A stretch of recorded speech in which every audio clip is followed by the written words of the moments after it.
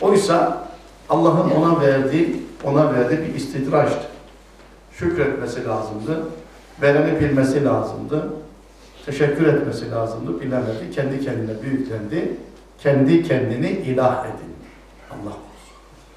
Demek ki bazen başımızın ağrıması, dişimizin ağrıması, bir yerimizde bir rahatsızlık olması da onda da bir hayır var. Bize hatırlatıyor.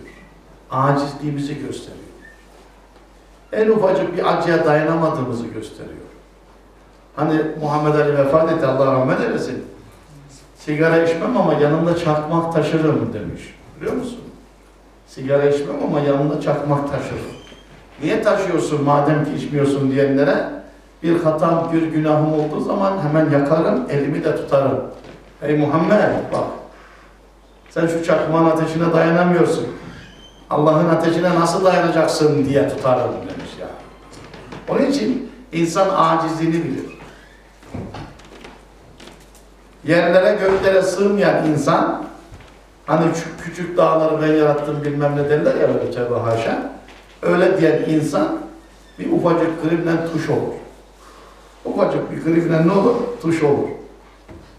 Ufacık bir çöpün veya tozun boğazına gitmesiyle öksürüğe tutulur.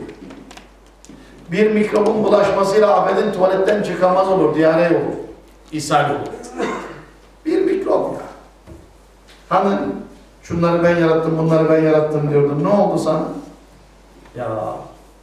Onun için insana haddini bildirir hastalık. En azından. Acizliğini bildirir. Yaradanını bildirir. Ondan şifa dileğinde bulundurur. Hiç olmaması demek ki iyi değilmiş. Hiç olmaması iyi değilmiş. Sonra devam ediyor hadis. Yukteler racul ala hasebi dini. Kişi dinine göre belalara maruz kalır. Dinine göre, dininin gücü ve kuvvetine göre sıkıntılara, belalara, dertlere maruz kalır. فَاِنْ كَانَ ف۪ي د۪ينِهِ صَلَابَةٌ زِيدَ ف۪ي بَلَائِهِ. Eğer dininde güç, kuvvet olursa, dindarlığı güçlü, kuvvetliyse başına gelen sıkıntı ve belada da artma olur. وَاِنْ كَانَ ف۪ي د۪ينِهِ رِقَّةٌ. Eğer dininde incelik olacak, koptu kopacak. Koptu kopacak, dininden ayrılacak Allah korusun böyle olursa o zaman خُفِّفَ عَنْهُ onda hafiflik yapılır. Hafiflik olur. Niye? Onu verdiği zaman dininden kopacak. Dininden ayrılacak. Ya. فَلَا يَزَالُ الْبَلَاءُ بِالْعَبْدِ حَتَّى يَمْشِي عَلَى الْأَرْضِ لَيْسَ عَلَيْهِ خَطِيئَةٌ. Bela, sıkıntı, hastalık, dert, keder, insanın malında, mülkünde, canında, evladında, dedim ya geçen de anlattım. Buna benzer şeylerinde olan şeyler kulda olmaya devam eder. Kulun başında bu tür şeyler olmaya devam eder. Kul da yeryüzünde bu şekilde yürür. Ta ki leysa aleyhi hatiyetun, üstünde bir günah bile kalmaz. Onlar ne yapıyormuş? Günahını sildiriyor insan.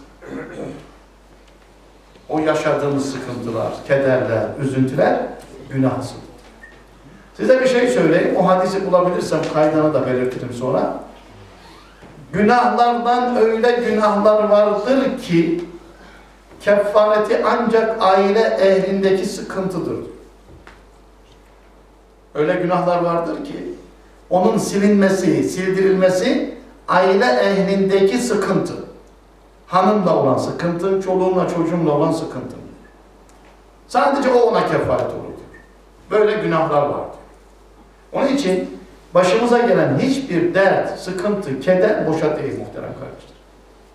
Birkaç gün önceki söylediğim gibi akıllı Müslümana her şey ne olur? Sevap olur. Başına bir musibet gelirse sabreder, sevap olur. Ayağına bir diken bile batsa diyor, sabreder, mükafat olur. Sevinçli bir şey gelse şükreder, hamd eder, yine sevap olur. El-mu'minu me'curun fi kulli emri. Mümin işlerinin hepsinde sevap kazanır. Akıllı Müslüman. Yeter ki biz sıkıntı anında sabretmeyi, nimet anında da şükretmeyi bilelim yeter. Evet. Rabbim hata ve kusurumuzu bağışlasın. Bu hadis-i şeriflerimiz devam edecek, bu konularımız devam edecek. İnşallah Rabbim lütfederse Ramazan'da bu şekilde devam edeceğiz gidebildiğimiz yere kadar. Fakat şunu da söyleyeyim, ben size söyleyeyim, bela istenmez. Allah'ım madem böyle, bela çok gelince adam dindar olmuş oluyormuş, başıma belalar çok ver demeyeceksiniz yani. Tamam mı? Bela istenmez ama geldiği zaman da ne yapılır? Sabredilir. Sabredilir. Allah-u Zülcelal sizi bizi, şu anda meclisimizde bulunan bacılarımızı, sizleri bizleri altından kalkamayacağımız imtihanlarla imtihan etmesin. Evet. El Fatiha.